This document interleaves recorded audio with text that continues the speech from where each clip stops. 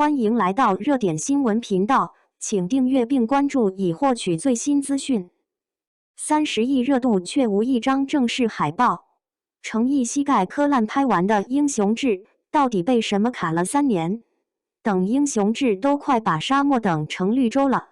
一位剧组演员刚放话，说自己提前看完了前2集，对着程毅的演技毫不遮掩地夸：“你们一定会再次爱上程毅的。”一句话把苦等3年的老粉和新入坑的全炸出来了。截至2026年6月13日，微博相关话题阅读量突破30亿次，讨论量超3000万次，平台想看人数达49.8万，剧集热度峰值达6889。7月6日最新一期影视综超话周排行，程毅3部待播剧受晃，2经15日《英雄志》齐齐锁定榜单前端。一部连正式定档海报都没官宣的剧，把全网调成这样，凭的是什么？凭的是从2023年杀青到现在，整整积压了3年。而每一个看过路透的人都清楚，程毅这次是真的拿身体在赌这个角色。2023年1月，《英雄志》在横店开机，程毅演的卢云，原著里最核心的角色之一，寒门书生，进京赶考，蒙冤入局，弃文从武，在朝堂与江湖之间长出脊梁。这角色身上的文和侠必须同时成立。程毅的选择是替身免谈，他为卢云写了一整本角色小传，主张啃孙晓的100万字原著。拍书生阶段，他3天只吃1顿沙拉，米油未进，就为了符合角色的文弱。拍武戏阶段，全程亲自上威亚，腰伤复发。最让人破防的细节来自球衣柜的那场戏，程毅在球衣膝盖的位置自己加了稻草，道具师怕他太疼想加护膝，他拒绝了。卢云被打的时候可没有护膝。这场戏反复拍了几10遍，拍完膝盖淤青，腰伤加重。打封闭针那天刚好拍卢云雨中跪的磕头求情的戏，膝盖磕的血肉模糊。导演喊卡后，他第一句话问的是眼泪没滴到剑碎上吧？书里说卢云最宝贝那把剑。撑完最后一场戏，疼到坐轮椅回酒店。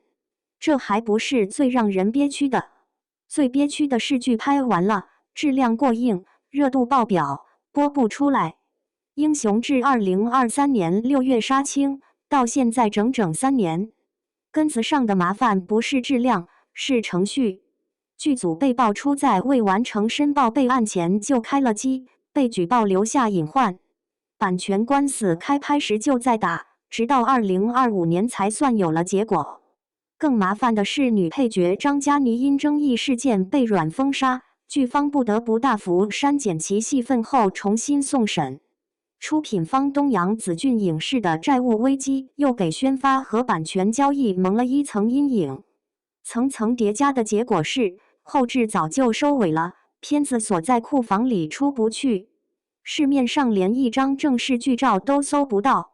过去2年里即将空降本月上线的风声没断过，每一次都落空。2026年1月，剧集已正式过审。2026年5月31日，中央广播电视总台 CMG 官方朋友圈突然甩出一句宣传语：每个人心底都藏着一片江湖。业内多个信息源把宝压在2026年暑期档。腾讯视频独播的指向越来越明确，但截至2026年7月，剧组、平台、工作室没有一个端口发出过正式定档公告。大概率这3个字在英雄志身上已经被消耗太多次了。导演杨文军是出了名的细节狂魔，贺丽华亭里一把雨伞的花纹都能考据到宋画。这次拍卢云配剑，据说直接搬了把出土的明代铁剑进组，剑身缺口都不修。英雄又不是陈列品，兵器得有杀过人的味儿。卢云流放西北的戏，真拉队伍去宁夏沙漠拍了半个月，演员嘴里的沙子都是真的，配角也一个比一个狠。郑业成演的杨素官，原著李白衣沾血仍谈笑的疯批美人。打戏路透里，他一刀劈下去，刀被故意震得自己虎口裂血，导演没喊停，他真把血抹在唇角当胭脂舔了。李一桐演的顾倩熙，原著名场面雪夜红伞杀拍了3页，最后一条红伞被风吹烂，他直接赤手接住铁剑，掌心划出血口子，笑着说顾倩熙的手本来就该有茧。剧拍完了，人拼完了，一切都准备好了，就卡在最后那一哆嗦上。武侠没死，他只是卡在流程里，叫英雄志。